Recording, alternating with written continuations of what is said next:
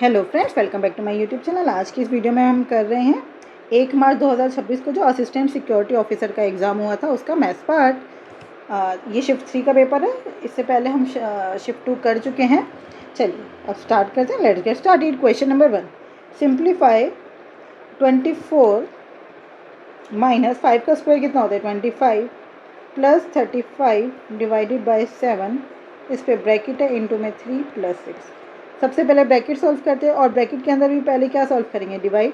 तो 24 minus 25 plus 7 5 ज़ा 35 into में 3 प्लस 6, प्लस वालों को प्लस करेंगे 24 प्लस 5 29 माइनस 25 इंटू में 3 प्लस 6, ये हो गया 4 इंटू में 3 प्लस 6, 4 3 ज़ा 12 plus 6 18, 18 is the right answer.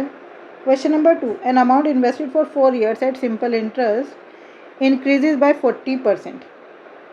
If rupees 15,000 is invested at the same rate of compound interest compounded annually for 2 years, what would be the interest? देखो, अब उन्होंने आपको क्या बताया, एक अमाउंट है वो अपने आप को 40% बढ़ गया है ना, 140% हो गया। अगर प्रिंसिपल 100% था, प्रिंसिपल 100% था तो अमाउंट कितना हो गया, इंक्रीजेज बाय 40%, तो वो अपने आप का 140% हो गया। 1 प्लस आर बाय 100 की पावर कितने सालों में, 4 सालों में। तो इधर डिवाइड में ले जाओ, परसेंटेज से परसेंटेज कट गया। 14/10 is equals to 1 plus r by 100 की पावर, सॉरी देखो यहाँ पर सिंपल इंटरेस्ट लिखा है, मैंने कंपाउंड इंटरेस्ट लगा दिया है ना, सिंपल इंटरेस्ट लिखा है ना। तो कितना हुआ है सिंपल इंटरेस्ट, 40, किस पर 40% लिख दो या 40 लिख दो, एक ही बात है। अगर आपने 100 रुपये इन्वेस्ट किए थे तो उस पर आपको सिंपल इंटरेस्ट कितना मिला है, 40। कितने रेट पर वो हमें नहीं पता। टाइम कितना है 4, 100 से 100 कर दिया, 4 10 ज़ा 40। आर कितना आ गया 10%,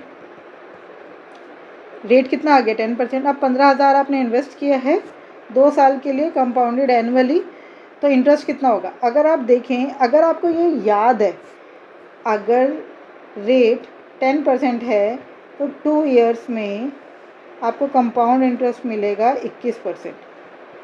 पहले साल 10%, दूसरे साल 10%, और इस 10 पे 10% मतलब कि 1%, तो टोटल कितना हुआ 21%। तो बस आपको 15,000 का 21% इंटरेस्ट मिल जाएगा। कितना हो गया, 0 का 0, 21 5 ज़ा 105, 5 यहाँ 10 या 21 10 ज़ा 21 1 ज़ा 21 और 10 31, 3150, 3150 is the right answer. Clear, 3150 is the right answer. Question number 3, simplify the following. 5/2 of 9/12, 5/2 of 9/12 into में 8/16 divided by 3/2 plus 2/4 divide 12/8 of 2/3 minus 0.5 of की जगह मल्टीप्लाई कर दूँ 4/6। क्या ये क्वेश्चन समझ आया? ठीक है, अब हम इसको सॉल्व करते हैं। तो पहले क्या करेंगे, पहले ये डिवाइड को मल्टीप्लाई में चेंज कर लो, क्रॉस मल्टीप्लाई कर दूँ, इंटू में 2/3 कर दूँ। अब इस पूरे को सॉल्व कर लेते हैं। ठीक है,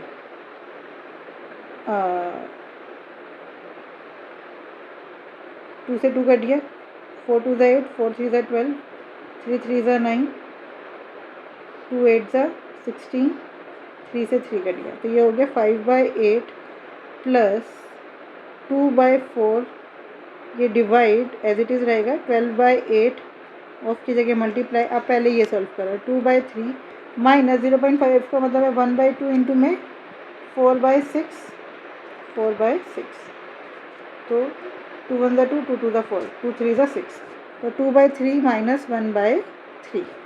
ठीक है, तो ये हो गया 5/8 प्लस 2/4 डिवाइड 12/8 इंटू में 2 माइनस 1 1/3, 3 4 ज़ा 12, 4 2 ज़ा 8, तो ये हो गया 5/8 प्लस 2/4 डिवाइड का मल्टीप्लाई 2/1, 1/2 था तो रेसिप्रोकल कर दिया, 2 2 4 कट गया, 1 आ गया, 5/8 प्लस 1, एलसीएम लिया 8, 5 + 8 मतलब कि 13/8। क्या आंसर आया? 13/8 है ना। तो 13/8 is the right answer. Question number 4, the simplified value of 2.5, तो 25/10 लिख दें इसको, 24/100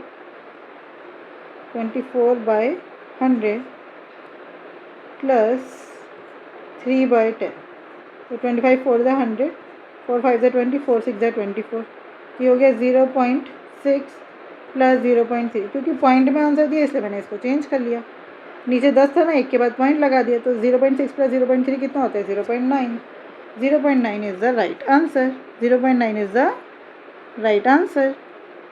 Question number 5. A store increased the price of a shirt by 10%, resulting a new price of ₹88. What was the original price? Original price मान लो 100% है, उसका 10% बढ़ गया है ना, तो अब प्राइस कितना हो गया? 110%। 110% है 88 के बराबर, तो ओरिजिनल प्राइस कितना होगा? ओरिजिनल प्राइस हो गया 100% की वैल्यू निकालनी है, 88/110 इंटू में 100, 11 8 88, ओरिजिनल प्राइस है 80।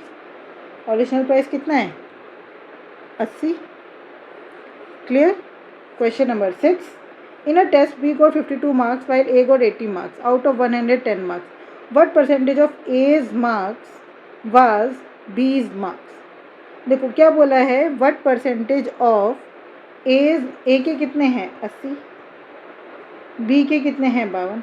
तो what percentage, जो ऑफ के बाद लिखा है ना वो नीचे आएगा।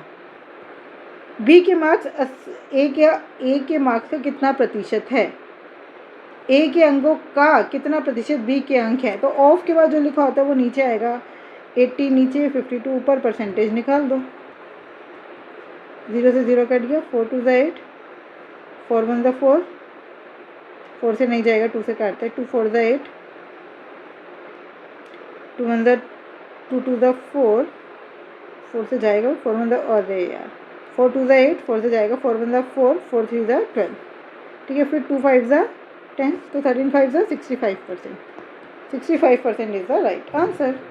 क्वेश्चन नंबर 7, इफ़ 137 की power 0.61 is equals to x, 137 की power 0.25 is equals to y, और x की पावर z बराबर है y की पावर 6, तो ये x है, x की पावर z मतलब इस पूरे की पावर z कर दो, और y की पावर 6 मतलब इस पूरे की पावर 6 कर दो, तो ये दोनों आपस में बराबर हैं। इसका मतलब 137 की पावर 0, a की पावर m, उसकी पावर n क्या होता है? a की पावर m इंटू n, तो ये दोनों मल्टीप्लाई हो जाएंगे, तो 0.61z बराबर है 137 इंटू में की पावर 0.25 इंटू में 6, तो ये हो गया 137 की पावर 0.61z बराबर है 137 की पावर 0.25 इंटू में 6 कितना हुआ? 1.5। तो बस अब बेस सेम है तो पावर भी इक्वल ही होंगी। 0.61z बराबर है 1.5, एक ज़ीरो लगा दो क्योंकि यहाँ पर भी पॉइंट है, तो z बराबर है 1.50 अपॉन में 0.61, पॉइंट से पॉइंट कट गया क्योंकि 2 के बाद पॉइंट था, यहाँ पर भी 2 के बाद पॉइंट था, ये आ गया 150 अपॉन में 61। आपको पता है 61 ज़ा 60, 62 ज़ा 120, 63 ज़ा 180, तो ये 2 पॉइंट समथिंग आएगा आंसर। 2 पॉइंट समथिंग एक ही ऑप्शन है, वो है फर्स्ट। 2 पॉइंट समथिंग एक ही ऑप्शन है, वो है फर्स्ट, तो इसका मतलब first is the right answer. बाकी आगे सॉल्व करेंगे ही नहीं। यह हमें एक पाई चार्ट दिया है showing sales of different items in the first quarter of the year. In Q1 the difference between clothing and jewellery sales is ₹24 lakh, है ना। क्लोथिंग और ज्वेलरी सेल्स के बीच में कितने का डिफरेंस है? 24 लाख का। तो ज्वेलरी है 24, क्लोथिंग है 40, तो 40 माइनस 24 कितना हुआ? 16%। 16% बराबर है 24 लाख। तो टोटल सेल निकालना है। टोटल सेल्स हमेशा 100% होता है ना। जब यहाँ पे परसेंटेज में दिया है तो 100%, अगर डिग्री में दिया होता है तो 360 डिग्री। पाई चार्ट है ना, तो परसेंटेज में दिया तो 100%, 16% की वैल्यू दी है, 100% की वैल्यू 24/16 इंटू में 100, 8 2 ज़ा 16, 8 3 ज़ा 24, 250 ज़ा 100, 53 ज़ा 150, 150 is the right answer. Question number 9, find the simple interest on ₹3000 as a sum borrowed at 5% per year rate of interest for 5 year. Simple interest 3000 है, नहीं सिंपल मतलब प्रिंसिपल 3000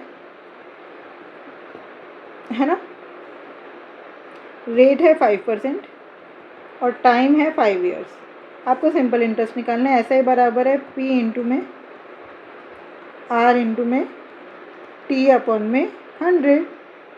2 0 से 2 0 कट गई। 5 5 25, 3 75, साथ में 1 0, 750 is the right answer. Question number 10, a solution containing 28% alcohol is mixed with another solution containing 42% alcohol. In what ratio should the two solution be combined to obtain a mixture with 30% alcohol? देखिए एक solution है, उसमें 28% alcohol है और दूसरे में 42% alcohol है। अब इन दोनों को किस रेशो में मिलाया जाए कि आपके पास 30% वाला अल्कोहल तैयार हो जाए? तो मिक्सचर एंड एलिगेशन है, जब भी दो को मिला के तीसरे और बीच का कोई नंबर आ रहा हो तो क्या होता है मिक्सचर एंड एलिगेशन। तो 42 माइनस 30 कितना हुआ 12 रेशो, 30 माइनस 28 कितना हुआ 2, तो 6:1। तो क्या आया 6:1। समझ आया? Clear? 6:1 is the right answer. Question number 11, what is the HCF of 5 की पावर 15 माइनस 1 एंड 5 की पावर 18 माइनस 1। यह है 5 की 15 माइनस 1, 5 की 18 माइनस 1।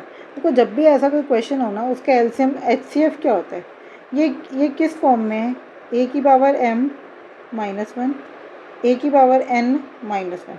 a सेम है, m और n अलग है ना। तो ऐसे ही में HCF होता है a की power HCF of m and n minus 1। तो a कितना है 5, m और n 15 और 18 का HCF कितना होता है 3 माइनस 1। तो 125 माइनस 1 कितना हुआ 124। तो इन दोनों का HCF कितना होगा 124। समझ आया? बस आपको ये फॉर्मूला याद करके रखना है। बस अगर ये फॉर्मूला अगर आपको याद है तो question solve.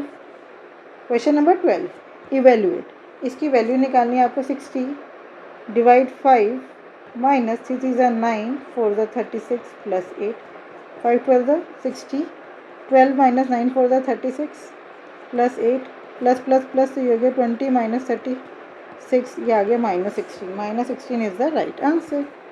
Minus 16 is the right answer. Clear? Question number 13,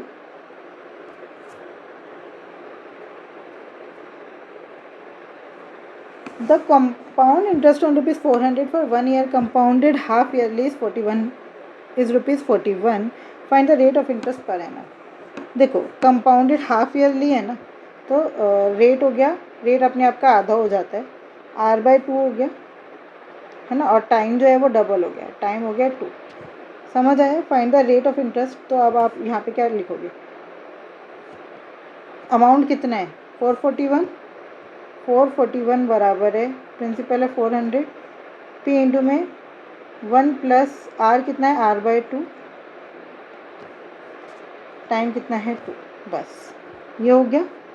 तो ये हो गया 441 अपॉन में 400 इज टू 1 प्लस r/200 का स्क्वायर। 441 किसका स्क्वायर होता है 21 का, 400 किसका स्क्वायर होता है 20 का, स्क्वायर बराबर है 1 प्लस r/200। तो स्क्वायर से स्क्वायर कैंसिल हो गया। इसको मैं खोल के लिख सकती हूँ 1 प्लस 1/20 बराबर है 1 प्लस r/200। 1 से 1 कट गया तो r/200 बराबर है 1/20। 0 से 0, 2 10 20, r की वैल्यू आ गई 10, r की वैल्यू आ गई 10%। Question number 14, 4 bells start ringing together and rings at an interval of 3, 6, 10 and 12 seconds. How many times will they ring together in 24 minutes including at t is equals to 0? देखो सबसे पहले पहले आप देखो वो आप कितने सेकंड बाद बजेंगी। 3, 6, 10 और 12 का एलसीएम ले लो। तो ये आ गया, पहले 3 ले लो, 3 1 3, 3 2 6, 10 और 3 4 12। फिर 2 ले लो, 1 1 5 2। अब कुछ भी कॉमन नहीं है। 5 2 10, 10 3 3 2 6, 60 सेकेंड्स बाद बजेगी। मतलब हर 1 मिनट में एक बार ही बज रही है। तो टोटल कितनी बारी बजेगी? 24 मिनट में 24 बार, और सबसे पहली बार जो बोला उन्होंने इसको भी इंक्लूड करना है, तो 24 + 1 25। तो टोटल कितनी बारी बजेगी बेल 24 मिनट में? 24 मिनट में 25 बारी बजेगी। समझ आया? Question number 15, merchant has 1316 kg of wheat, मतलब 1316 किलो उसके पास वीट है। He sells a part of it at 10% profit and the remaining quantity of at 57% profit. एक मर्चेंट है, उसके पास 1316 kg वीट है और उसमें से वो 10% प्रॉफिट पर बेच देता है कुछ को, और बाकी को बेचते 57% प्रॉफिट पर। देखो, कुछ को 10% प्रॉफिट पर बेचा, कुछ को 57% प्रॉफिट पर बेचा, टोटल कितना हुआ? 28%।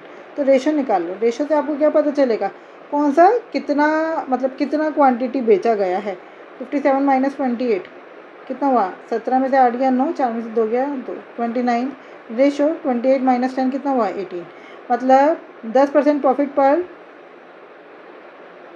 अगर ये टोटल देखो 1316 है ना, अगर ये टोटल होता है 29 और 18 कितना हुआ? 9 और 8 9 17 का 1 2 3 4।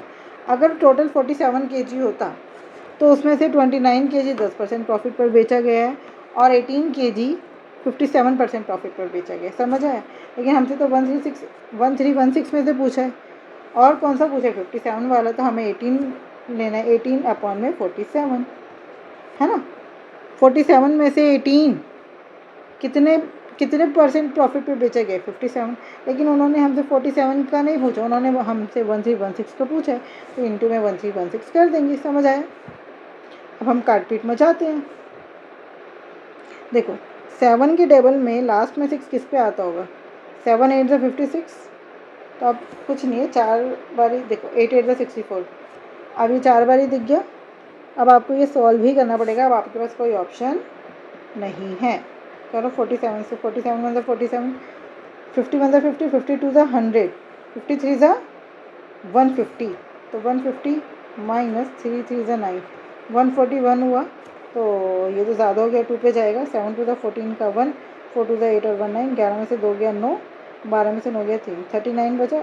ये उतार लिया 6। तो 47 के टेबल में 396 तो आता लग नहीं रहा। 7 8 पे जाएगा।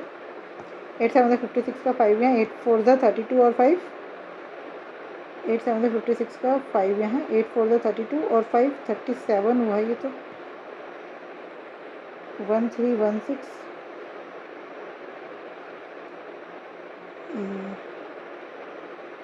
देखते हैं, एक मिनट, कुछ मिस्टेक कहीं ना कहीं तो करिए। देखो ये मिस्टेक, 7 2 14 का 1, 4 2 8, 11 में से 4 गया 7। बस अभी हो गया 47 8 376। तो ये आ गया 28 पर। अब 28 × 18 करना है। 28 × में 18, 8 8 64,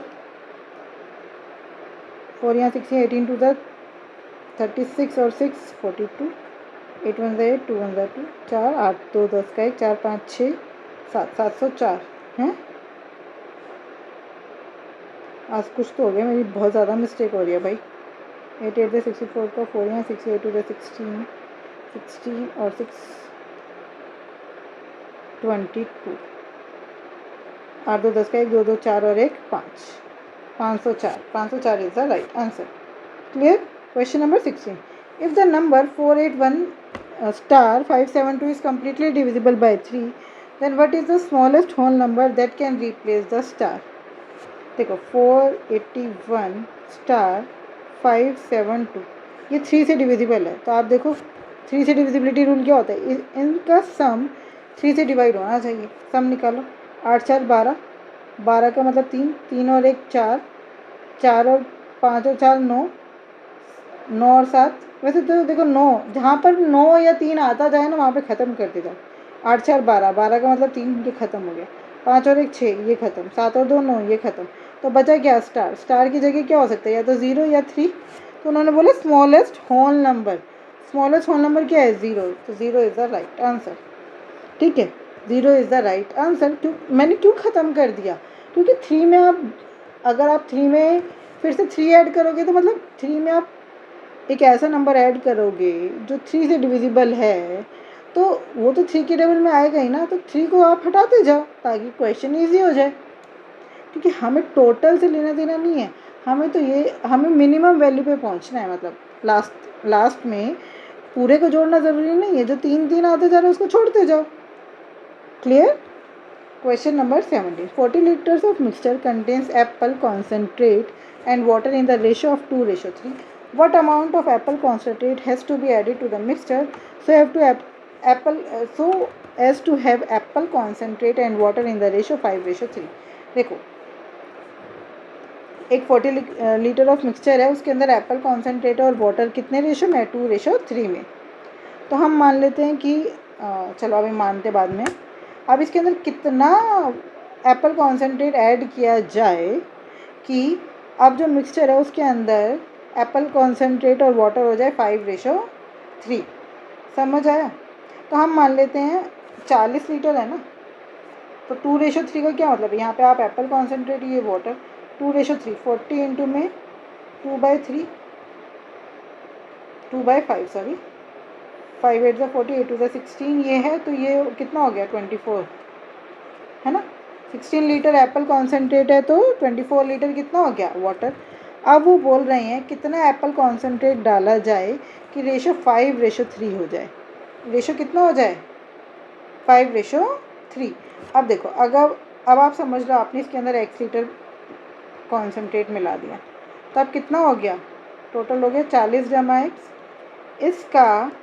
इसका 3/8 अभी भी पानी है ना। 5:3 का क्या मतलब है? 3/8, और पानी तो अभी भी 24 ही है ना। पानी में तो कोई चेंज नहीं आया, तो बस जो सेम रहता है ना उसके साथ इक्वेट करना होता है आपको ऐसे वाले क्वेश्चन में।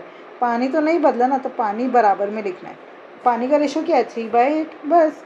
तो 40 + x में 3/8 पानी है, तो काट दो। 3 8 24, तो 40 + x बराबर है 8 8 64। 40 माइनस में गया, x बराबर है 64 - 40, कितना आया? 24 लीटर। इसका मतलब कितना एप्पल कॉन्सेंट्रेट डालना है आपको? 24 लीटर। एप्पल कॉन्सेंट्रेट कितना डालना है? 24 liters. Question number 18. A merchant has 528 kg of wheat. He sells a part of it at 40% profit and the remaining quantity at 51% profit. If his overall gain percentage is 40. बिल्कुल same ऊपर आया है ना question. 40 पे बेचा, 51 पे बेचा, कुछ पार्ट 40 पे, कुछ पार्ट 51 पे।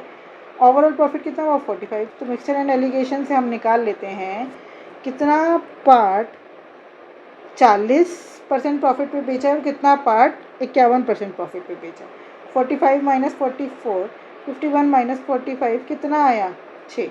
6:4, 2 3 6, 2 4 2 2 4, 3:2। मतलब अगर टोटल 5 किलो वीट था हमारे पास, टोटल अगर 5 किलो वीट था, तो उसमें से 3 किलो 40% प्रॉफिट पे बेचा है और 2 किलो 51% प्रॉफिट पे बेचा है। समझ आया? लेकिन वीट 528 कीजिए। तो हमसे किसका पूछा है? 51 वाले का। वो क्या है? 2/5। उसका रेशो कितना है? 2/5। तो बस निकाल दो। What was the quantity of, तो अब ये तो पूरा कट ही नहीं रहा, ये पूरा कैसे आ गया? 2 3 6, 2 2 4, तो 2/5। ठीक है, पॉइंट में आ रहा होगा। हाँ, इन्होंने पूरा दे दिया होगा। क्वेश्चन चेक कर लेती हूँ मैं एक बारी।